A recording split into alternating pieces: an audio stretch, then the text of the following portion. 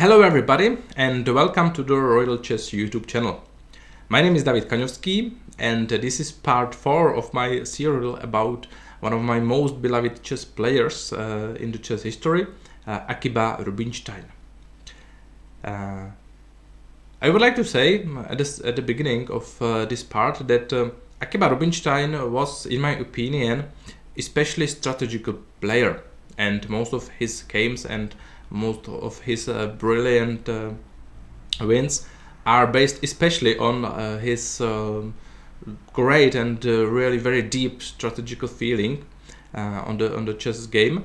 But of course, when it was needed and when it was necessary, Rubinstein was also a great attacker, and he was able to attack his opponent really strongly and really let's say brutally, as we can see in this game, which is Rubinstein Teichmann from 1908. In this game, classical Queen's Gambit was played, so d4, d5, c4, and Black played e6, so unaccepted, Queen's Gambit. And after knight c3, knight f6, some more standard moves was played on the board, bishop g5 and bishop d7.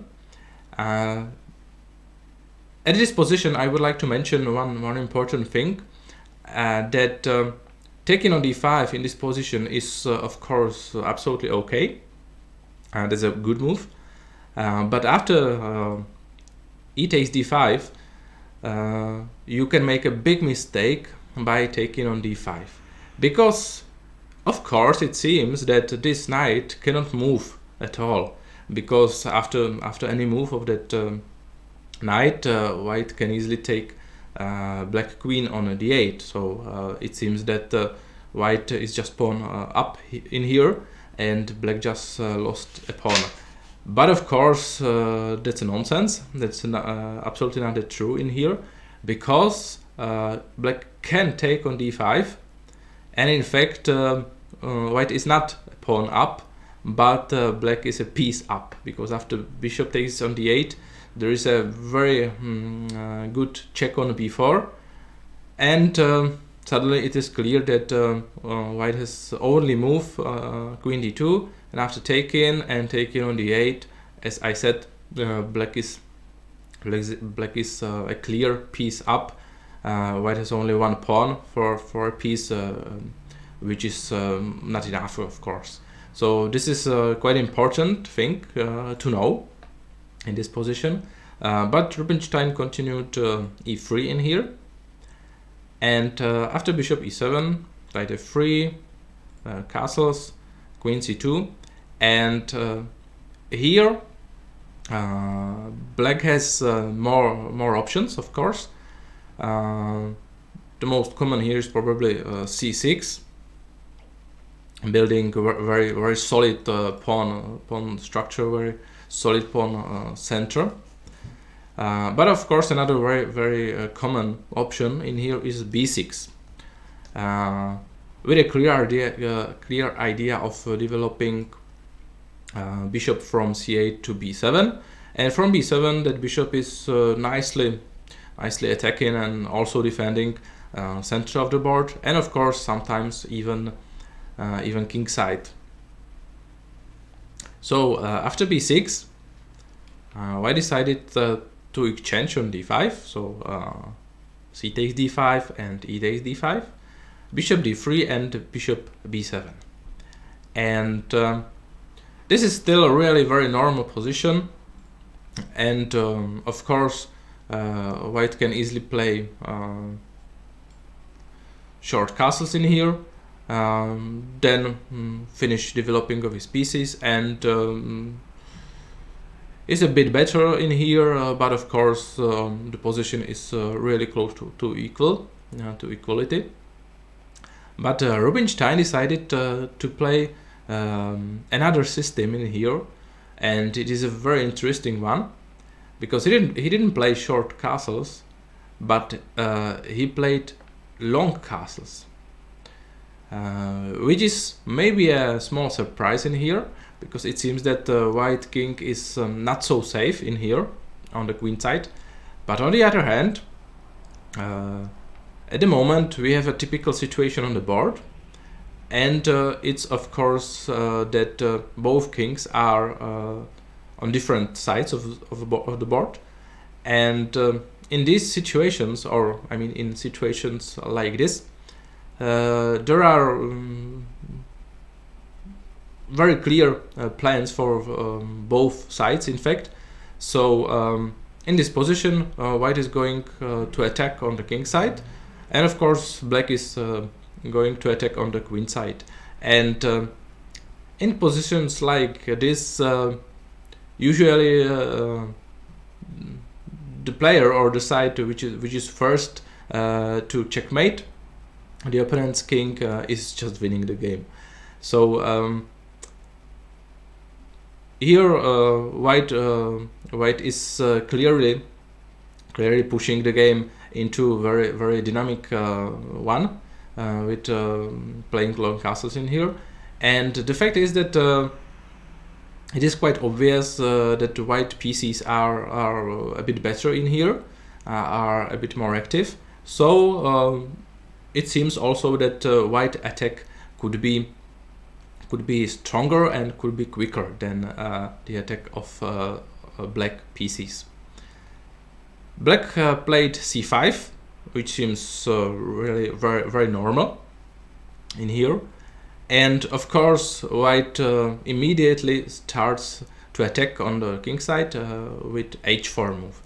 And of course if we have different castles on the board, it is very important to open at least one file for our rooks, and to be able to attack with rooks by that open file. So that's why white is playing h4 in here, and he wants to play let's say h5, h6, and as we would see quickly, white is also going to play with the g pawn, also just going towards, and open at least one file and maybe even two files for both of his rooks. So h4 is a very typical, very normal move in here. And black played a move which maybe it's not a mistake, but I have to say I don't like that move so much, because I think that black should try, let's say rook c8, maybe something like a6 b5, in the right moment maybe exchange on d4, something like knight e4, and easily set, somehow open the position and open the center of the board, and try to make some counterplay in here. Of course with his next move he also trying to do that, but I think that not in the best way, because he did c4, which is a move attacking bishop on d3. Okay, black can continue like b5, b4, maybe b3, opening queen side. But on the other hand, after c4, the center of the board is nicely closed, which is very good for white, because one of the very good and very important points when we attack on the side is that we need to have under control the center of the board. It is really very important, and in fact if we don't have the center of the board under control, side attack is usually just bad, and going to finish in a disaster. So that's the fact why I don't like this move, that after c4, bishop f5, black just cannot open the center of the board anymore, and white pieces are just better in here. So after bishop f5, rook e8. Now Rubinstein played a great move, a very strong one and a very important one, but also maybe a bit surprising, but very deep also, because after rook e8, black is going to play knight f8, and his knight on f8 would be a very nice defending piece, defending h7, g6 and so on, and white just don't want to make black do it, so he's playing knight, is taking knight on f6 in here.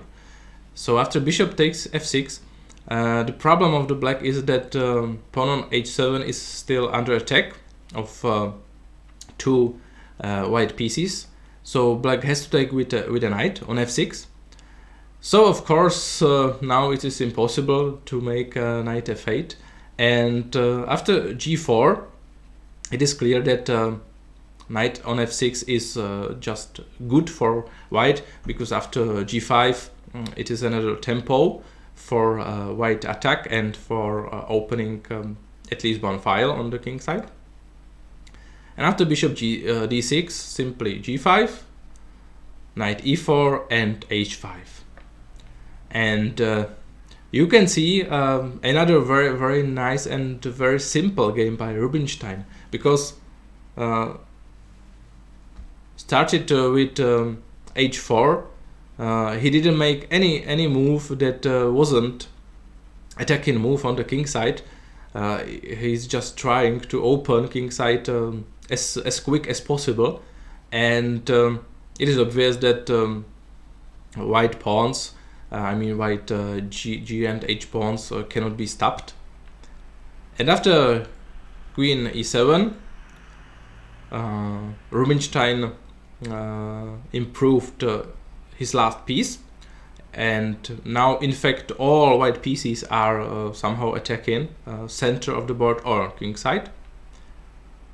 And after h6, you can easily see that black is just far behind white in his attack, because he needs to play b5, b4, but still even after these two moves black didn't open queen side yet, so white is just much quicker in here. And in fact in this position all white pieces are prepared for the attack on the black king, on the king side. So Rubinstein already found a very nice combination leading to very quick opening of the king side, and he sacrifices bishop on h7. So bishop h7 was played, bishop taking h7. Black king has to take on h7, and of course g6. Black tried king g8, and white easily took on e4. And after taking on e4, it seems obvious that white should play with his knight, which is attacked by black pawn from e4. But in fact, there is no need to play with a knight, and white is just continuing with his attack, and h6 was played in the game. And it is just a beautiful position. It is really a very instructive game, how to attack on the opponent's king, how to open files with the different castles on the board. And black position is already very bad in here. For example, after taking knight on f3, white already has more options, but taking on f7 and taking on g7 seems just absolutely enough in here. So after h6, black tried f6. So that's the move with a clear idea that white is not opening g5 in here. But after taking on g7, h5 is finally opened, and it is enough for white. And after taking on f3 in here, white simply played check on h8, then check on h7, and after king g8, white can of course take on e7, taking queen for a rook, which is a good business, of course. But on the other hand, white is already 2 pieces down. He already sacrificed 2 pieces for his attack. So after exchanging his nice attacking rook, black would just take it, and in fact his material is just good in here, because he's got rook and 2 bishops for a queen, which is really enough. And white could have problems to continue with his attack. So after king g8, taking queen is in fact quite bad in here, and much better move is queen f5. And just to continue in the attack, and 3 white pieces, 3 white attacking pieces in here are enough to checkmate on black's king, because after c3, white already can take on e7. That's a big difference in here, because here black has no good move, in fact, because after taking on e7, white easily takes on f6. Now bishop on d6 is hanging, and white is threatening rook h1 and rook h8 with checkmating black king, and black is just losing another material, after which white is already a material advantage, together with continuing attack on the black king, and black position is just bad and just lost.